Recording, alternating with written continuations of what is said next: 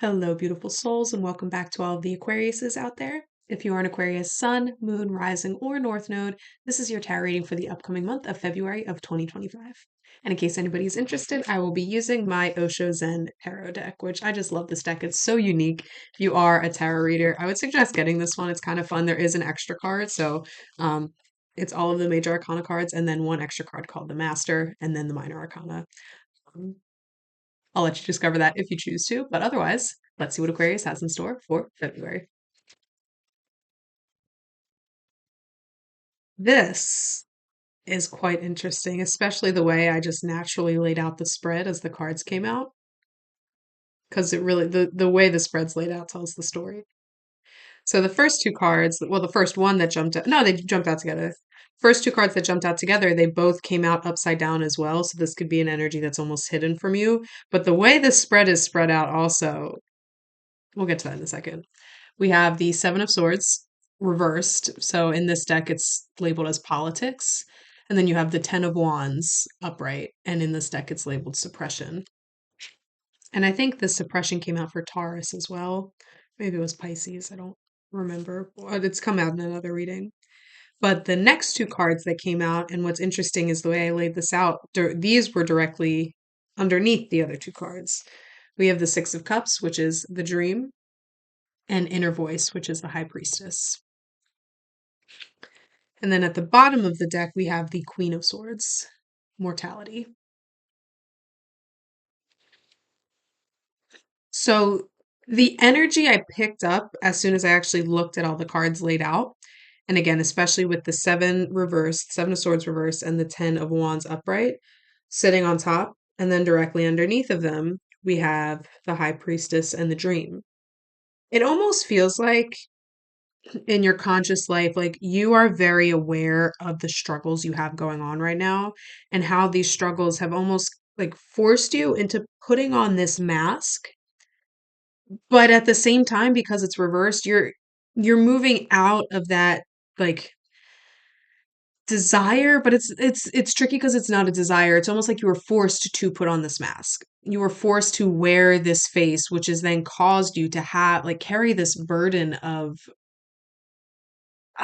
it's not responsibility. It's just carry this burden of projection, I feel like wants to come out. And because you were getting so sick of trying to prove yourself against these projections that were being thrown at you, which is what caused the mask to go on and be like, fine, I will be exactly what you think I am. And in that way, like, for example, if people were labeling you as like the villain in certain situations and you knew what they were saying wasn't true, but you were getting so sick of having to defend yourself and be like, no, that's not what happened. This is not what it is. You decided, you know what? Yeah, fuck you. I will become the villain. I'll wear this mask. I will be who you think I am. But ultimately that caused you to carry like a heaviness to you because it was like you were getting some sort of ego, like, haha, like, this is what you wanted, this is what you asked for. So it was like you were getting not an ego boost, you were like getting like a smug satisfaction from that, but at the cost of your inner voice, of your soul. So you started carrying this weight, but your ego was so loud. Like your ego was getting, again, that sick satisfaction from it to be like, you see, this is what you wanted. This is your fault. This is because of you. And it's like, it was a lot of pointing. It was a lot of pointing. But ultimately, you made the decision to actually embody that projection. You made the decision to say, yeah, I will be the villain in their story. If that's what they want, if that's what they're seeing already, I will become that. And ultimately, it caused the separation between you and these projections. And you're leaning too far into the one, but because the Seven of Swords is reverse, you're slowly recognizing that, and you're slowly starting to take the mask off. But ultimately, with this Queen of Swords on the bottom of the deck, this is really underlying energy when it's the last card on the bottom of the deck. So this could be something you're not even consciously aware you're doing. You are, and this goes so perfectly with you putting on that mask, but you have been so pointed with your words. Like recently, your words have just been like stabbing people. Like you don't care who you're hurting, you don't care what you're doing again, because you're embodying that projection that they expected you to be or that they were already seeing. So you said, okay, yeah, I can be that. for better or for worse. And you were really leaning into that. And again, I think you did, like, you were pleased with yourself at the beginning. But then the mask almost started to get like super glued on, like literally like the movie The Mask. Like you were embodying what the mask wanted you to be, which is ultimately you embodying something somebody else saw you as rather than you embodying you, which goes against Aquarian nature in a way, but also, oh, oh, that's interesting because you love your position as the outsider, but only when you are the one that gets to dictate it. So that's why I think you became so comfortable with this mask because it gave you an excuse to stay on the outside. But the catch 22 there was, yes, you're on the outside, but it wasn't at your own um it wasn't because of your own like heart-led desires. If that makes sense, it was because you were. Oh, this is so weird. You were on the outside, but in a way, you were still following the status quo because what put you on the outside was the projection of the people, of the people misunderstanding you, essentially. So, where Aquarius loves to be misunderstood for being themselves, you were already being misunderstood. So, you said, yeah, I'll be who you want me to be. But, like, you're not even on opposite sides of the same coin there because your coin, where you want to be on the outside because of you, has been thrown into the lake and you picked up this shiny new coin on the sidewalk and is like, oh, this can replace my other coin for now. That's fine. I'll find the other one later. And then you kind of fell into that. It kind of became a pattern, which has caused you to carry the weight of this false projection and this suppression of your true nature. But with the high priestess and the dream just sitting right on the bottom here, in the Six of Cups. The Six of Cups can represent reminiscence. And I think in a way, you're almost reminiscing on how how this situation has changed you in ways you might not like. And you are using the high priestess to kind of tap into that. But also, the high priestess isn't just about like spiritual, it's not, that's the thing. The high priestess is spiritual wisdom, it's also patience, but she's also the gatekeeper. So it's not necessarily embodiment, it's a spiritual knowing, but it's not yet a becoming. It's like she sits at the border between the conscious and the unconscious realms, and she decides who she lets through, but she herself is not on one side or the other. So while you're being reminiscent of this, but in this reminiscent, you're also recognizing that you are separate from that person that you want to be, and you are still embodying this mask. And it's almost like you got yourself caught up in a maze. Like it's literally like a maze. And I'm picturing the maze from Harry Potter. You got yourself caught up in this maze and finally you made it to the middle. But now that you're in the middle, you're like, okay, now how do I get out? But you were leaning into this reminiscence and this soft whisper of the high priestess. The soft whisper, not only from the unconscious and not only from the conscious, but whispers from both sides that will eventually guide you back out of that maze, back to yourself, back into the lake to find that individual coin that you threw in there, you know? But again, you're not quite ready to embody that version of yourself again. And perhaps you're not supposed to embody this version of yourself because you have grown and learned, you've gained wisdom, because the high priestess is wisdom. That's ultimately what she represents.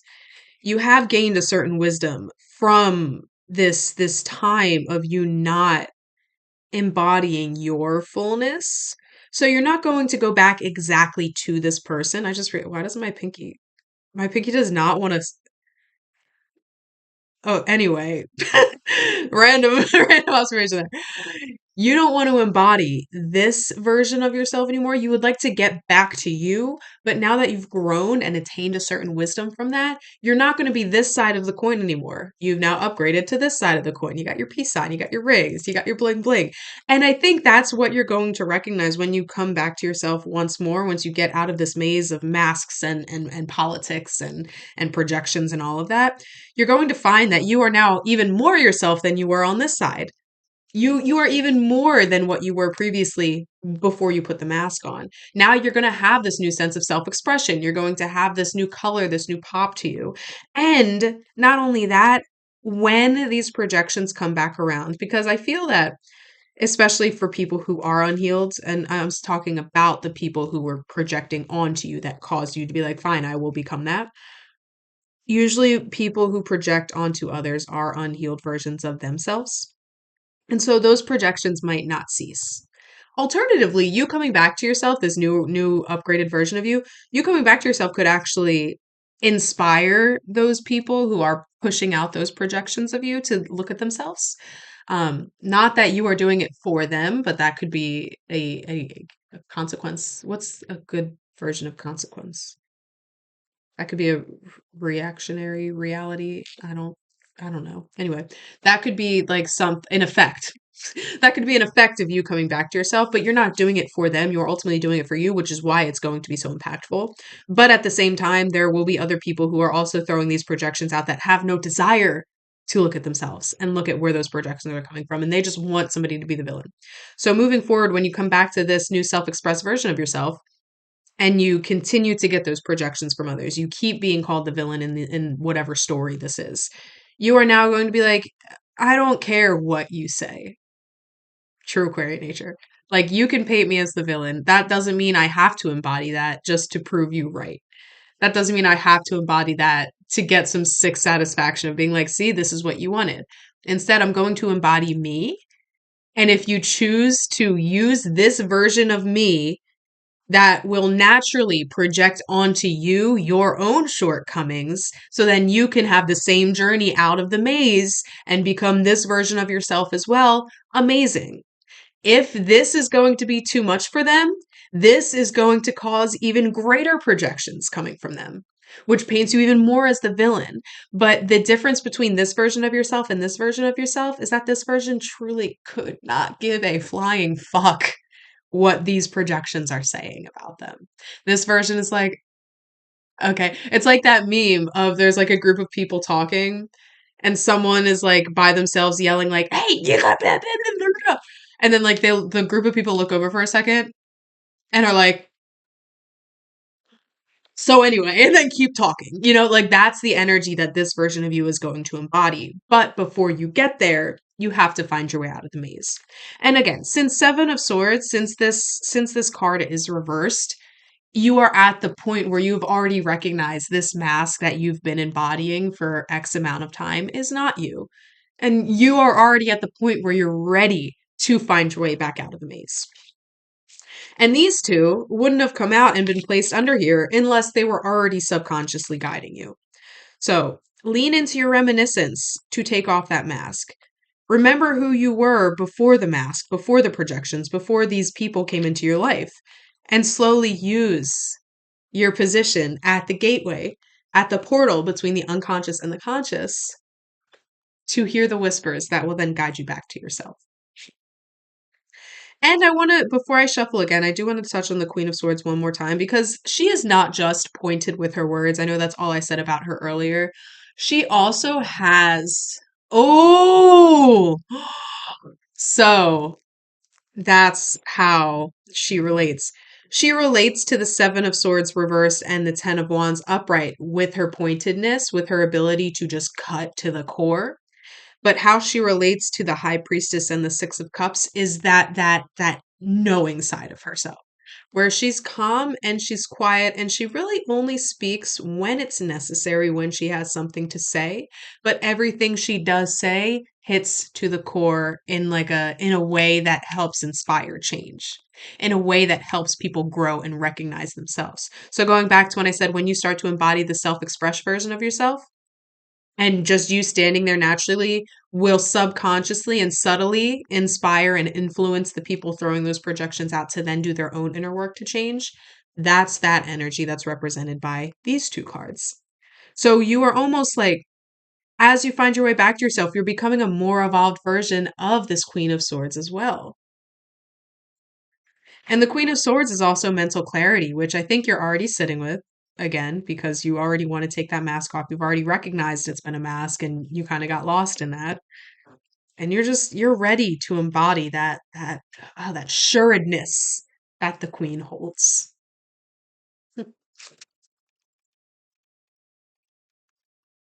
That's interesting. Huh. So what's interesting, we had the Three of Swords and the Nine of Swords jump out together. Both of these cards came out for one of the other readings, and I've shuffled these cards like so many times, and they just happened to fall out with each other again. I don't remember if it was Taurus or Pisces, but I think it was Taurus actually.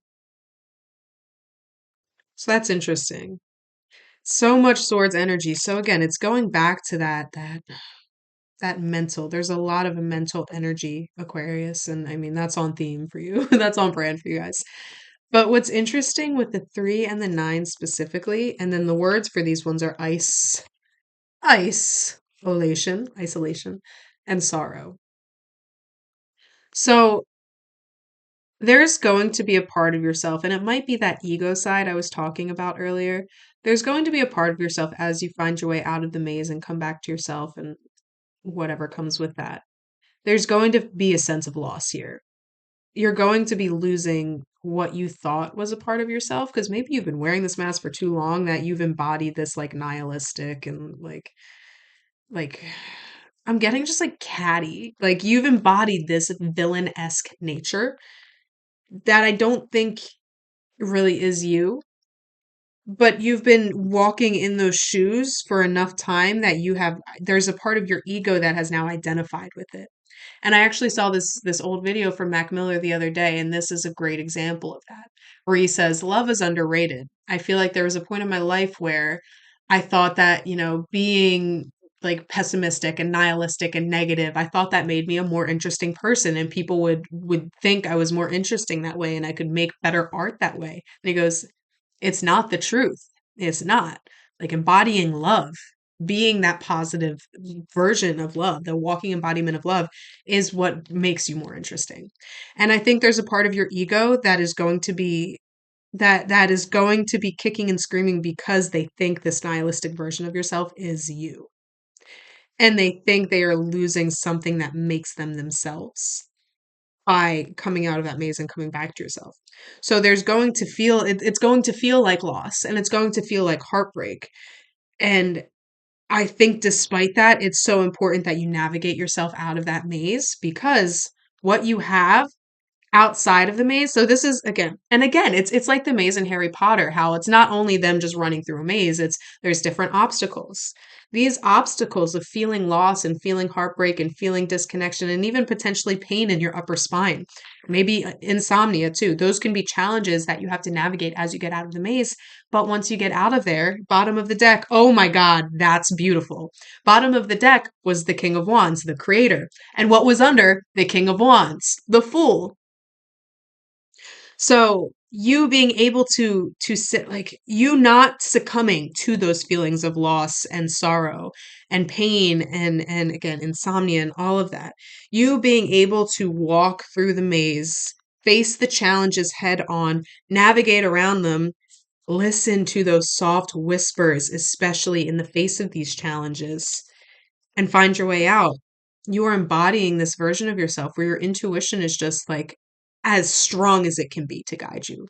Your intuition is now has power over the ego that felt that loss. It has power over the mind that wanted to hurt others. It has power over everything you're doing, every waking thing. And you are now able to be the creator, to create the life you want from fix the ring, from this new self-expressed, higher evolved version of yourself to start anew with this version of yourself. Start anew in ways that this version would have never even dreamed of doing before. You coming back to yourself is like the start of this new story for you. But again, it's not necessarily going to be easy navigating back to yourself. And I think that's the big theme here with both the 3 and the 9 of swords coming out together. It's not going to be easy. And there are going to be times where you're tempted to just sit and stay in that nihilism, to stay in that, like, that, like, really judgy, like, I'm getting, like, a very specific type of person in my head. That's why I was trying to, like, it's going to feel like it would be easier to stay in this side, this judgy, nihilistic, pessimistic version of you, rather than face the pain that that perceived loss is going to bring up. Because I think in navigating out of that maze again and feeling the loss, you might feel like you've never really known yourself. And you might struggle with that. Wait, who really am I? There could be a very drastic, like identity issues are going to come up for you, Aquarius. And it's not going to be easy, but it's going to be so worth it. And the biggest theme here, the biggest lesson with these cards is not succumbing to the pain any longer. And perhaps this is part of a cycle you guys have been through for a long time, just over and over repeating, where you have the opportunity to rediscover or discover anew this self-expressed version of yourself. But you're going up the steps, you're going up the steps, and then you see a snake. And you're like, oh, I'm scared of snakes. I'm going to book it back down the 180 steps I just walked up and start from scratch. And then you start again when it's time to repeat the cycle. And then, there's a dragon. Like the whatever challenge you face keeps getting bigger and bigger every single time you come to face it and then revert. And now the biggest challenge you're going to face coming out of this maze is you. There is no scary demon. There's nobody to point the finger at. It's you. And so you're faced with the question, am I going to run down the 300 stairs I now walked up and eventually start from scratch, knowing exactly what I'm going to come to again? Or am I going to face myself? Am I going to sit in this discomfort? Am I going to stop intellectualizing the feelings that are brought up in response to this discomfort? Am I going to let my mind kind of slow down and shift the feelings actually into my body to see and feel where they are located so I can move through that however I need to in order to release it, heal it, and find this version of myself? Because not only, and again, I'm going to bring this up again, it's not about how the world will benefit from this version of yourself, although that is the truth. It's about how you are going to benefit by embodying this version of yourself. How you are going to benefit and become more of yourself so you can live a life that you actually like rather than being this masked person that is so scared that they just put this mask on.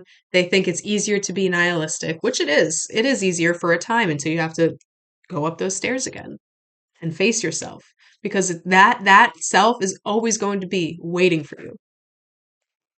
And then I think once you actually make the decision to say, you know what, I'm at this step, I see me, and I'm no longer running from me, you're going to realize facing yourself is so much easier than you thought it was going to be. And then you're embodying love and you become the creator. You have the ability to start anew from this new place of self expression, from this new place of love. And it's beautiful. And you deserve it. You deserve that, Aquarius. Oh, these readings have been going by so fast, but I feel like that is very complete. With all of that said, this was a general reading, so it is possible not everything resonated. If that is the case, you can check out my website linked in the description below. There you can book with me for a personal reading if you are interested in tarot, astrology, human design, and numerology is coming very soon, so keep a lookout for that. If you did like this reading, go ahead and leave me a like and leave me a comment and let me know how it resonated. And of course, we do this every single month for all of the signs. So if you want to get your forecast for the month ahead, according to the tarot cards, go ahead and subscribe to my channel. I would love to have you guys here in the future.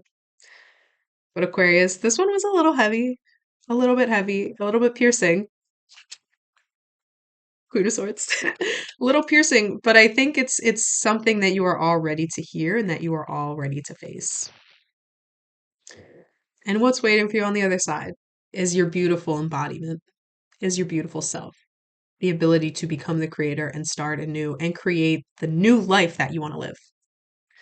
You just have to face yourself and all of the weird, icky feelings that come in the process. But I know you can do it, and I believe in you guys.